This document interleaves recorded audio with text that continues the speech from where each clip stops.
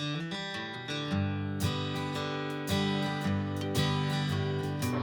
walked in and she just goes? I was like, okay, well, I have to pick you. Okay, welcome back to Mary More Than Martha. I'm Heidi with Minimalist Homeschool. This is Lex within his season, and we like to hang out every Saturday morning with you guys and just kind of chat about life, motherhood, marriage, Jesus. Yeah, all those things. Looking at all of the different things with a biblical scope on life, right? We're not perfect, we're trying, we're failing, but let's have an open, honest conversation about it. Yeah. And we do it in my house where all of our children are running amok, and dogs, and a cat, and chickens, and so... And a turkey. So real life, it might not be the most, put together thing you've ever seen on your whatever device you're watching this on. Sorry, t-shirts made that just say real life. Yeah. I would totally rock that. Every day. Real life here. Hey, Trav, get your sisters in your room. What? Get your sisters in your room. We also have a brooder of baby chicks in my son's room, and I think that's what the baby's getting. She knows the baby chicks are in there. Hey, girl, are you getting into chickens? No, getting in chickens. It's genetic though, because her mom loves chickens. Chickens. No, chickens. No, I've ever sang this, but you're a nerd over chicken. That's my kitten. She's wearing a chicken on her shirt. I had to pull up my sweater because I felt like my fat was okay. Anyways, there's chicken on my shirt. The baby thinks I'm nursing her. Hey, we're doing this now. Okay, anyways, we wanted today. So we thought we would sit down and talk a little bit about being a stay-at-home or a work-at-home mom that homeschools and all of that, and in this culture and society that we live in, just kind of the idea of being lonely, feeling like, oh my gosh, I really need another woman to talk to. All I need my mom tribe, kids. Right? Yeah, the mom tribes, and you hear so much of, oh my gosh, all I do is talk to the kids. I need to have an adult conversation. Not my husband. He's just my husband. I need my girls. He doesn't count, obviously. Right, because who are you going to complain about your husband to? Why are you complaining about your husband? Yeah, so, and we hear this and feel this. I feel like everybody feels this way sometimes, where you feel like, I'm overwhelmed and I need somebody to bounce things off of, and I don't want to talk to my husband about it. I don't want to talk to him about it because I know he won't agree with me, he won't understand, I won't like what he has to say, or I think he's the problem. I feel like those are the reasons that I need my girlfriends to talk to. I need that person to bounce things off of. To support me and encourage me in what I I'm need doing. my best friends, right? Well, are you going to someone, are you feeling alone and feeling like you need someone because you want someone to support you where you're at? Support you and encourage you even if you're wrong. Right. Or is it that you're wanting to go to someone because maybe you're feeling some conviction or you're feeling uneasy, but you need someone mature in the faith to be like, yeah, you're wrong. Right. This is where you need to go look at scripture, be in prayer, and really evaluate yourself because you are not living how we are called to live. Yeah. So really, we need a barometer to evaluate who those confidants are, first of all, and are they a necessity? Yes, big one. Do you need them? Are they a necessity? And I strongly do not believe they are. I don't think they are. I actually, Travis asked me the other day, because Travis watches all of our YouTube stats. I don't watch any of them. I don't look at them. I noticed when I started my floral business years back that I got too obsessed with watching every little click count and assessing myself. And editing your SEOs. Yeah. And so I don't look at them. I don't look at counts, I don't look at numbers, I don't do any of it. If I pray every day that whatever we put out there, God will put it in front of whoever it needs to be put in front of, even if that's one person. Right. If that's one person, okay. And so I actively do not look at stuff. But Travis watches all of that, my 14-year-old son. And so he pulls up the other day and he was talking about where I have dislikes or the thumbs down on YouTube. And I'm like, I have no idea. So I went into it and found it, and he was showing me all the stuff or whatever you could show. And I only have a few of them. Usually it's when we talk about Trump, so that's cool. But there was one on a video where I talked about moms feeling alone and alienated. And should you feel alone and alienated because you don't have a homeschool tribe, a mom tribe, you don't have a girls group, and all of those things, should that make you feel lesser? Should that make you feel alone? Should that be something that you're actively striving to have?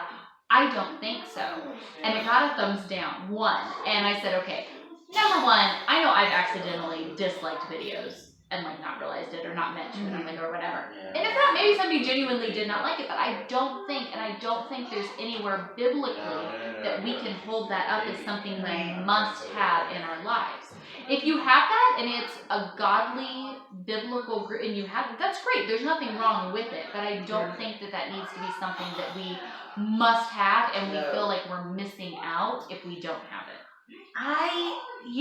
From personal experience, just from talking just about me, the only times I've really felt lonely and really, really felt like, oh man, I feel empty, I feel like something needs to fill this, I don't have any friends, blah, blah, blah, woe is me, whatever it is. 100% of those times, my relationship with the Lord was not where it should be. Now that doesn't say, look, if you've been following us for a little while, my husband was in the military and he deployed every year. It was ridiculous. One time he came home and he left within like a month or 2 of coming home for another 90-day deployment, and I about lost my mind. So with him being gone, like, sure, I felt, I would feel lonely. I missed my husband. That was he's my person, right? I would be concerned if you didn't. He's my person. But what's interesting is those weren't, I'm sure I had times where I'm just like, I'm so lonely, but those are the ones that actually stick out in my mind is when I felt desolate. When I had conversations with him in his presence when he was home after we got out of the military, where I was like, but you don't understand, I just feel so alone. I don't have anybody to talk to, whatever it is. And I can remember him saying to me, but why do you feel like you need that? And at the time, I was not very receptive. That is not the answer I was going for. I responded with a whole bunch of, you just don't understand, you're not here all day. That's my favorite argument. When I feel do you have any idea what happens in this house all day? You get to leave the house. I don't get to leave the house. Those kind of, I love to wallow in it. And I'm so mad. I remember having an argument with him one time about, I just need some me time. And he goes, well, honey, it was something to the effect of, okay, I really feel for you, and I'm sorry you feel that way, but I don't think that that's biblical. And again, I was not in a position to hear him at the moment, and I think I probably lost my mind. It was pretty not nice to him. Probably said some things. I know I had to apologize to him after that. I don't remember what the fight was. I don't remember what I said exactly, but I do remember very shortly after it going, I'm really sorry I talked to you that way. I should not have done that. I shouldn't have talked to you that way. You didn't deserve that. I'm so sorry. What are you doing? I think the kids are being rather sketchy with the bench, so it got removed. Oh, so of course I'm perpetrator number 1. Yeah. Oh no, not like that. No bueno. Sorry guys, we're like really enthralled with what they're doing with them. You can't play on the bench. We don't want to fall and hurt somebody. So anyway, that really, and actually it was one of those conversations I had with him that then led to the article that I read that sparked the conversation that you and I had about the whole women needing self-care and all of that. And look, we're not saying run yourself ragged or that you don't need to be aware of your health and wellness and well-being. But there are definitely seasons in your life that you go through. And if you have children under the age of 18, and especially if you have small children, you might be going through a season where you don't have one-on-one adulting. Yeah. And God put you there. Yeah. Because you don't need that. You need Him. God. Yeah. Period. And I think it can be a hard pill to swallow because we're so conditioned to, be women empowerment and women support other women, and we're conditioned to want to feel good about ourselves. This self-esteem movements and things like that. And the thing is like you kind of have to look at all of that through a biblical scope and a biblical lens. And I'm very aware that this is not a comfortable pill to swallow. Oh yeah, because it wasn't comfortable. I struggled. We all struggled with it. Can I say, and I think you agree with me, once you finally accept that that's not biblical, then you have to go, why do I feel this way? Yep.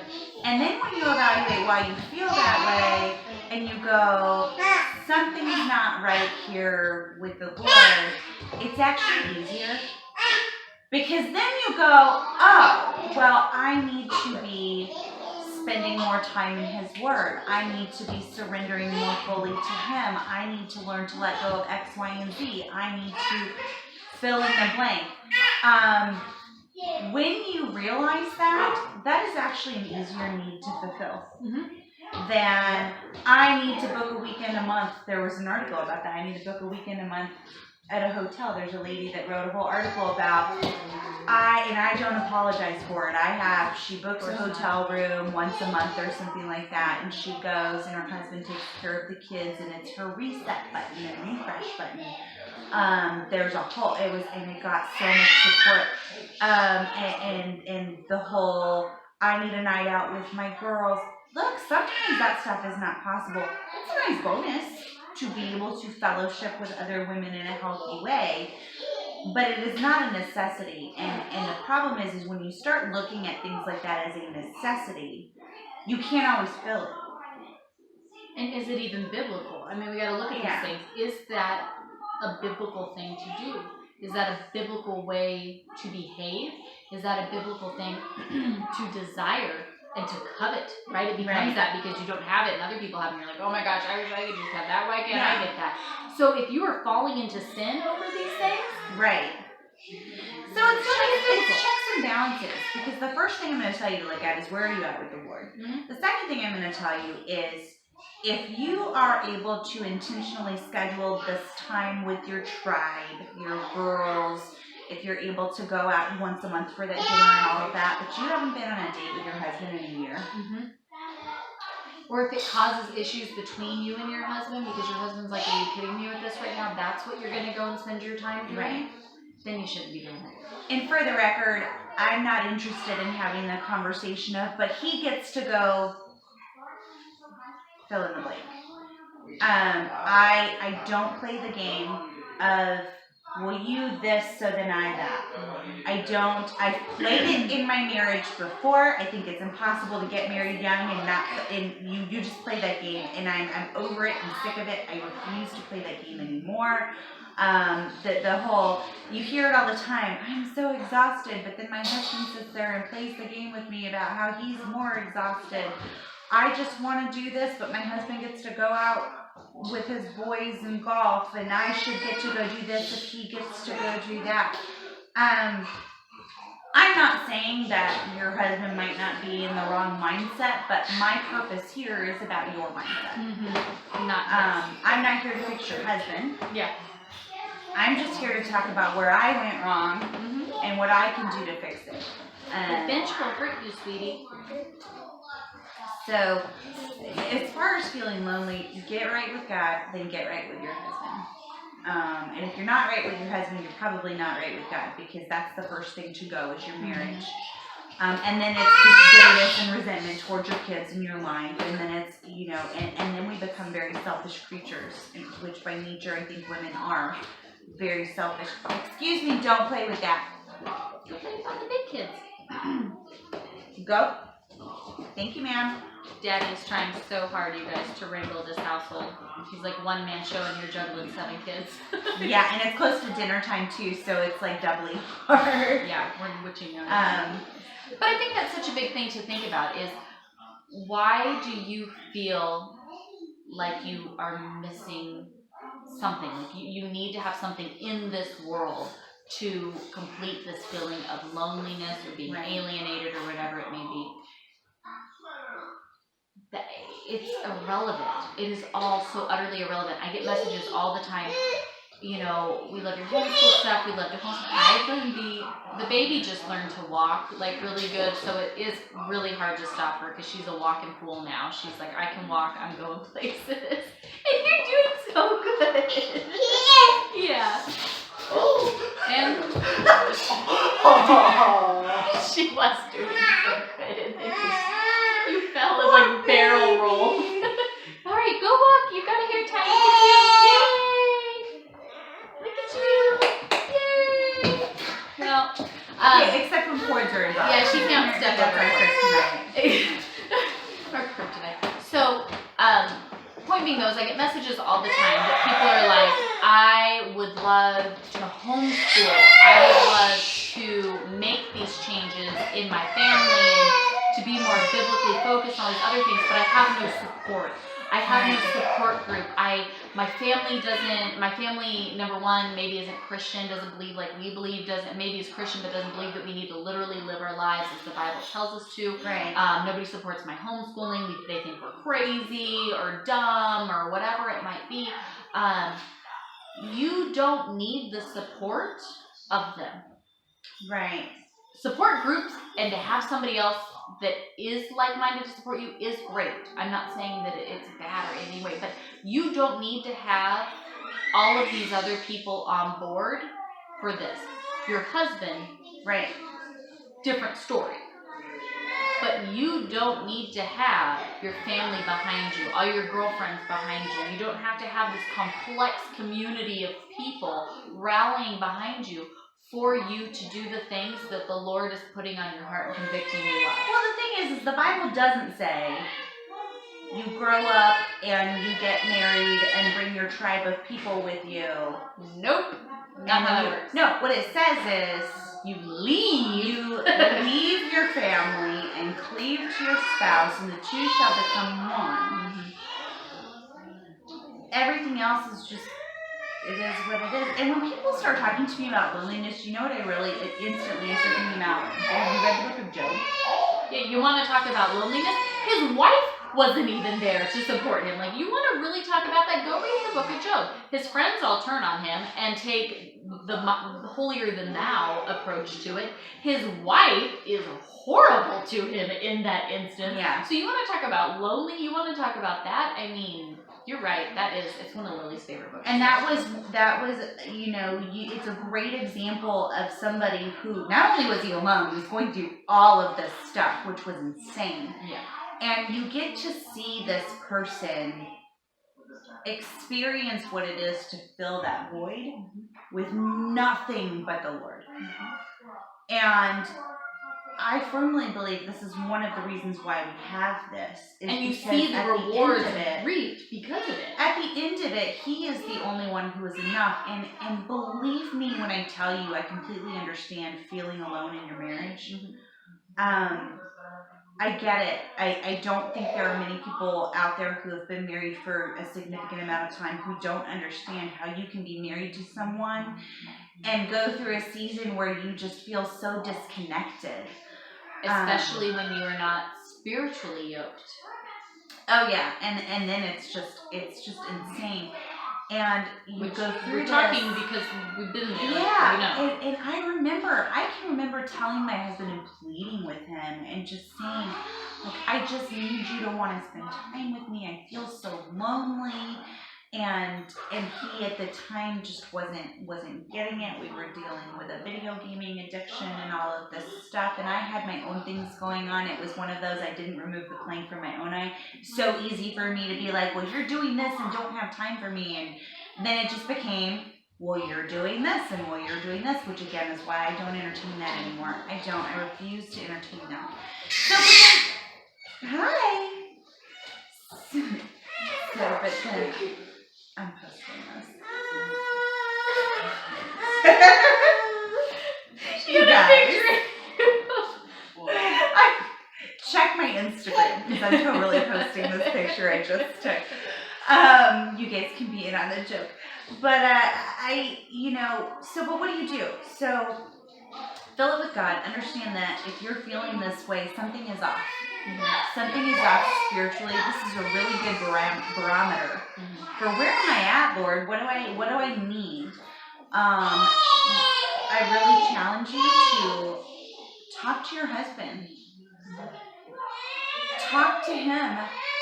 Fill the void with the Lord and talk to your husband. And when you ask him for his assessment and his help in what's going on here, you have to ask him the question, but then truly listen and be open to receive his answer. Because a lot of times, if we're holding the mirror up in front of ourselves, we're a big part of it, but that's a hard pill to swallow. And we don't want to, so we want to get defensive about it. Well, and the thing is we want to nag our husbands about the things we don't like, and we want them to fix it and get frustrated when they don't. But then when they bring things to our attention, even at our own request, we're like, no, you're just supposed to tell me I'm great and wonderful and perfect. Obviously. Because we want to be... Here, it's okay, bud. Just let her come in. She's making more noise doing that. We want to do no wrong in their eyes because that's what makes us feel good. We're taught by the world that we should be worshipped by them. It is much more fulfilling to be with a man who worships the Lord instead. Huh? No. Dang it. All of that work for nothing. So, but it is okay. It is okay to have women in your life that you turn to. Maybe you're going through a situation as a wife where you don't know what to do. And it's not really, as long as it's not a complaint about your husband, but if it's something like, I'm feeling this way, and there is Don't someone, find other women, even if it's your own mother, especially if it's your own mother, I'm serious. Don't go find other women, or men, but other women to complain about your husband and children. Don't do that. If you have a grievance, take it to God and nobody else. Well, your husband, if you want to talk to him, but to God. Listen, you can tell your husband if there's something he's doing that is upsetting you, but if you are going to him out of spite and bitterness and just complaint, you need to go to the Lord first. Yep. He can take it. Yeah. Listen, it's okay to get frustrated with your spouse. They're going to get frustrated with you too. But before you air those frustrations to him, I want you to think about two things. Number one, have I prayed about this lately? Is this a biblical complaint to have? And number two, how would I feel if my husband aired his frustrations at me, about me, all the time, or to other people? Because I guarantee you that while you might feel this self-righteous feeling of, I need to go complain to my girlfriends or complain to my husband so that he changes, or I need my girlfriends to say, yeah, you're right, you should be frustrated about this. How would you feel if he was complaining to his best friend about you? I guarantee you would get your back up so fast. How dare he go do that? Yep. Because we have this double standard as women. Oh, completely. Where they better do nothing but sing our praises to everybody around them. But we're taught to complain about them because we must undermine men in our culture because that's the only way that attack is effective. So, but if you do surround yourself with women, you need to make sure that you're not having close confidants in your life.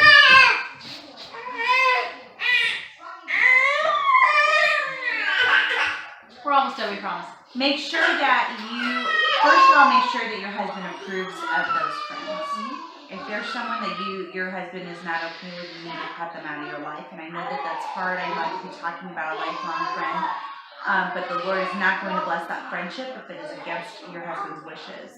Number 2, make sure that they are a good model of biblical womanhood. Biblical womanhood. Is it someone who knows how to hold their tongue, or are they a leaky faucet? Are they a bunch of gossips because we're told not to gossip?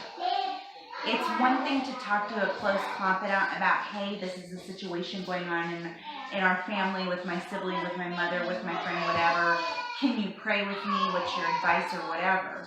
But if you're just to be complaining and gossiping. Yeah, if you're just talking and it gives you this sense of fulfillment to be like, oh my gosh, I have this thing to tell you, and it's like not with a positive thing. Praise report of news. Then you're gossiping. And be careful about social media.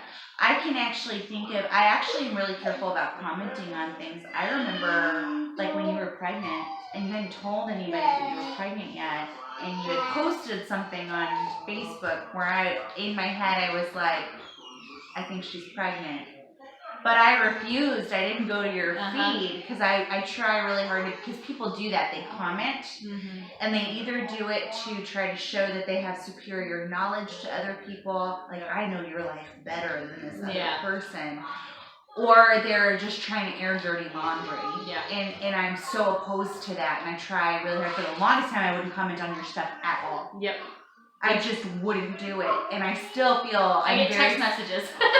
I'm still very selective about where I comment and what I say, and I actually only do it now under the In His Season blog. Yep, not your private for stuff. It. Just because I don't want to do that. But I remember texting you, and somebody else had texted me and been like, hey, did you know she was the one who was that?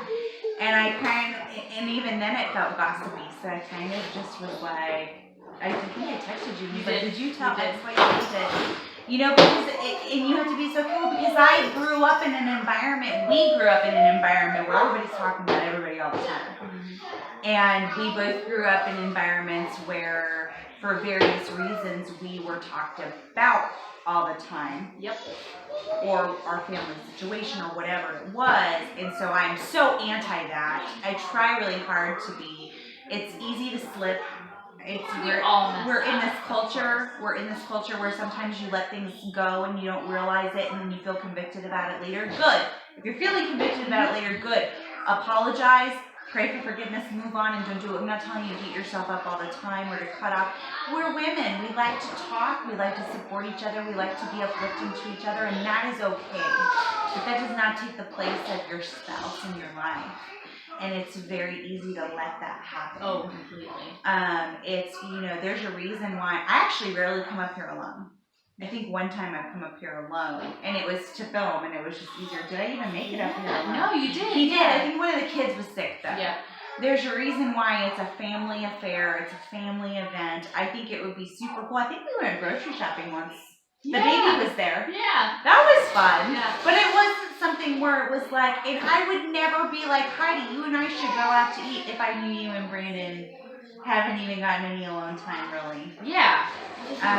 It's, date your spouse. You don't have to leave the house, by the way. We both have mastered the art. Maybe we should do a separate video on that. How to date your spouse with no money and no time. No babysitter, no tribe, no support system. We're going to do that. Next. Remind us, though. Put it in a comment somewhere. Because if you put it in a comment, this one is going to write it down, and we will do it. But we're going to do that. I think that would be an awesome video. But date your spouse. Talk to your spouse. Complain to the Lord. He can take it, I promise. And getting it out, venting it out to Him. Then as you're praying, as you're saying, Lord, why? Why are you letting my husband be this way? Not only will you calm down, you'll draw closer to the Lord. He will change your heart in that moment.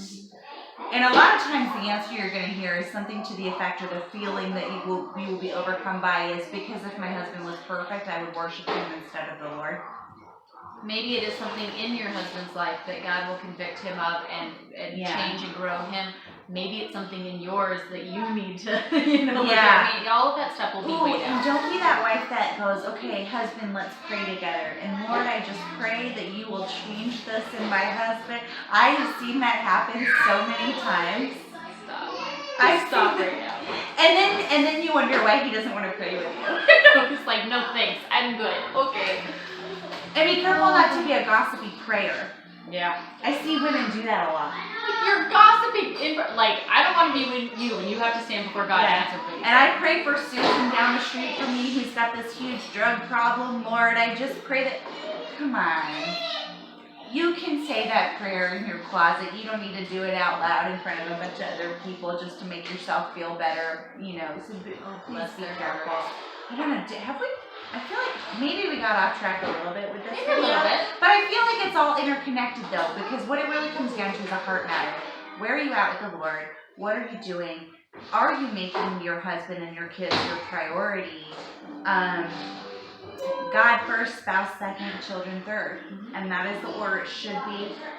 There's a reason for that. That's a very biblical thing. That's the way it goes. It works better, and your kids are going to appreciate that. And by the way, if you complain about your kids all the time, they hear you. They know. And that might explain maybe some issues you might be having with respect in regards to them. And look, I have to be so careful to evaluate that. I'm the kind of person that's very easy for me to become bitter about my circumstance very quickly.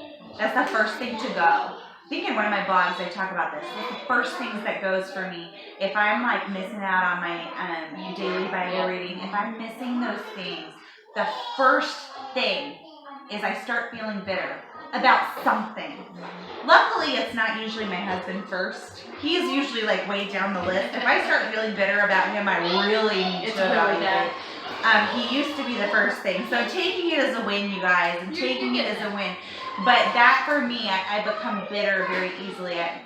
It's not easy for me to let go of things that make me feel like I've been wronged somehow. So for me, that's a barometer for me. If I am feeling that way, I know. And so this for me is a constant evaluation. Feeling lonely, feeling dissatisfied with whatever it is in my life is usually an indicator that there is something that I need to fix. So we're not sitting here saying that we have this all figured out or that we're perfect at it by any means. We just know that this is something that is not talked about in this culture of me time and self-care and all of that. And that's great. Look, if you get 20 minutes to lock yourself in the closet to eat a couple Oreos, which I do that. I'm a supporter of that. If the baby is down for a nap and you've got that 20 minutes, go take some free time and do that. That's fine. But don't feel like you deserve it.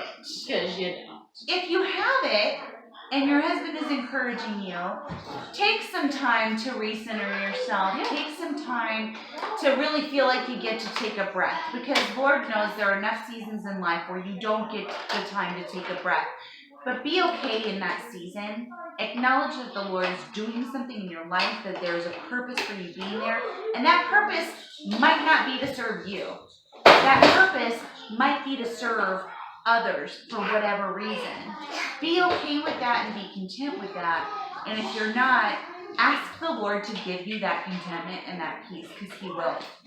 You might have to pray for it a few times to really, because what it is it's about getting your mind there. Get a gratitude journal, something like that, where you start thanking God for everything that He's doing for you and everything that He's giving you. This really is a good way to shift your perspective on those things. But figure out what it is for you. How do you prevent yourself from getting to that place if you're not there? Start picking apart how you are. What are my warning signs? What is the first thing for me to go with the Lord? So if I'm off center with the Lord, what's the first thing I do? And if you learn to identify that first thing and put a plan in place, okay, I'm going to spend 30 minutes right away or 10 minutes right away or whatever it is that you have, praying or reading the Bible or something. Do that and have an accountability partner. Have people that you feel comfortable telling, hey, I was this way and I'm sorry, here's what's going on. Because once you then admit it out loud to people that you trust that are not going to hold this against you, they're just going to be sincere in their heart for you. Whether that's just your spouse or whether it's your spouse and a person or two other than that, that is entirely up to you. But be transparent with people because when you no longer have anywhere to hide, you can't lock that inside you and pretend everything's okay. Hi. I think all of our children are melting down. You need to feed them. We will give you a place to sit, I promise. Alright. The child is missing a chair. Yes. So we've got to go. We gotta go. Thank you all. Thanks for hanging out with us. We really appreciate it. We love being able to talk to you guys about this. Later today, there's going to be a live. Maybe Brandon will be live. I will be on there for this one. I love being on there. I love trying to get a rise out of Brandon. So if you're ever wondering why I'm commenting every 30 seconds and like just being obnoxious, I think it's hilarious from my end to watch their facial expressions change. And I just assume you guys love that too, because honestly, it's like the funnest thing ever. They're the most awesome people to just sit down and hang out with because they don't take they're very serious about their ministry, but they don't take themselves too seriously, it just makes it so much fun. So come hang out with everybody. One of these days I'm gonna get my husband on there too, because he's one of those it can be hard to like get underneath the surface with him, but once you do, he's like a really awesome, funny guy. They're joining us for podcasts. We've got these videos coming out. There's all kinds of stuff. So everything is linked down in the description. You guys can go check it all out, and we'll see you next time.